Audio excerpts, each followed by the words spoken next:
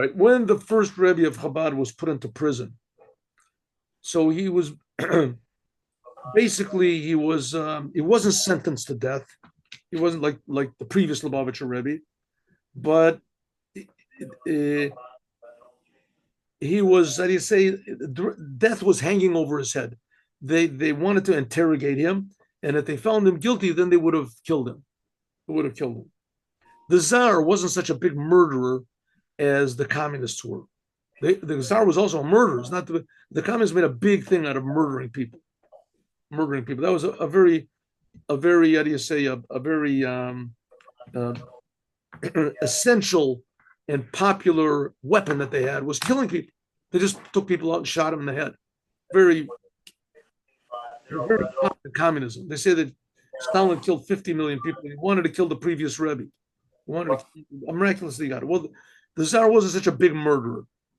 So they, they took the first Rebbe, Chabad, and the Rebbe's enemies had presented evidence that he's trying to make a revolution against the government, together with Turkey, whatever. Anyway, so they interrogated him.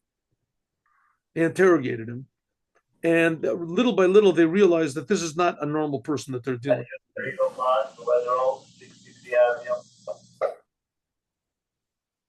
There's some sort of a noise going on in the background. I'm gonna. Oh, 1 second. Here we go. Oh. What is the noise coming from? Coming from me? Oh, there we go. Good. Thank you. All right. So, for instance, one of the guards came in to the Rebbe's room, and the cell where the Rebbe was, and the cell where the Rebbe was, there was no window to the outside. There was no way of knowing what time of the day it was. And the Rebbe arranged it that he got kosher food to be brought to him. So one time a day, somebody brought. So they would bring the kosher food, or they would make inspections, whatever, like 3-4 times a day. And then they started changing the times. So you couldn't, no possible way you could know when is day and when is night and when is night. They came in one time to the Rebbe's room, and he was praying. They allowed him to have tefillin, and he was praying. He said, "What are you doing?" "We're praying." He says, "I'm praying the morning prayer." And they said, "It's how do you know it's the morning?" He said, "It's exactly 5:30. And the sun rose at 5 o'clock, whatever. I'm just saying numbers. It's exactly 5:30. How could you possibly know that?" They said, because time goes according to the permutations of the letters of God's name. And the daytime is ruled by the name Yud K Vav K, and the nighttime it's ruled by the letters Aleph Daled Nun Yud. Every hour there's a different change for the 12 hours of the day and the 12 hours of the night, and I can see those letters. I can see the letters of God that are creating time. And that's pretty impressive. I mean, you don't find that every day. So little by little, eventually the king even came in to see the Rebbe, the Tsar. He heard about it. And when he came, he dressed up as a normal, a normal jailer. I think he even brought the Rebbe his food or something. And the Rebbe stood up and he made a blessing. And he said, what are you doing? What are you doing? He said, "Your Majesty, I just made a blessing that you're supposed to make when you see a king." He said, "Wow, I'm a king. If the king hears about this, that is really, treason. The king, you're saying that I'm the king. There's the king. There's only one king, and that's Tsar Alexander, whatever his name is." So that's you, Your Majesty, because when you came in, I felt a certain fear that comes over me every time I say God's name, that God is the king of the universe. I felt a little bit of that when you came in. He was a king. He was a debauched, garnished, nothing whatsoever, the Alexander, but he was a king, and the altar already felt it. This was also very impressive. Okay, but this is the third story I want to tell.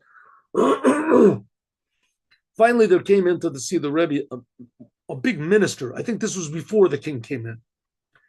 And the minister of education or something. And he came in. Now you have to remember that Russia in those days, it was Russian Orthodox. Everyone was Russian Orthodox. It was maybe the most religious country that ever was in existence. Maybe. Because everyone was, how do you say, fanatically religious. Everyone. And so the minister came in to the Rebbe and he said, I hear that you're an expert in the Bible. The Rebbe said, no. Said, I want to understand something. When Adam ate from the tree, so it said Adam went and he hid among the trees of the garden, and he heard God coming into the garden, and God said, where are you? Ayeka. Said to man, Ayeka, where are you? God didn't know wherever. God knows everything. What did he have to say, where are you? So the Rebbe said, well, Rashi says that God just wanted to hear what Adam would answer. He wanted to get him into conversation, one answer. So the minister said, I know what Rashi says. I'm an expert in all the Bible. I want to know what you say. Why did God ask Adam, where are you? And so the Rebbe said, Adam is referring to man. The word Adam in Hebrew means man. God is asking, every man is being asked by God. He said, for instance, you are now exactly, and the Rebbe said exactly his age. Let's say, you are exactly 53 years old. God is asking you, Ayeka, where are you? What have you done with your life? What have you accomplished? Who have you helped? What eternal things have you done? Meaningful things, good things. Ayeka, where are you? The minister heard this, and suddenly he realized that it was really true, that God really is talking to him, that God is asking him, I'm giving you your life. What did you do with it? There's different versions of what happened afterwards, but a common version is that he was very, very impressed, and he went out and he told, eventually that's when it got to the king, and the king came to visit him. Another version is that the which is a little bit hard to believe, but it could be that this minister, he converted to Judaism, which in those days it was very unheard of that a person would do such a thing. In any case, it inspired him very deeply. But the story came to us that it should inspire us deeply. The fact of the matter is God is asking each and every one of us, where are you? What are you doing? And the question itself gives us power, because we know that God really cares. He cares about each and every individual, and he wants each and every individual to start caring about him, about God, the creator. Ayeka, where are you?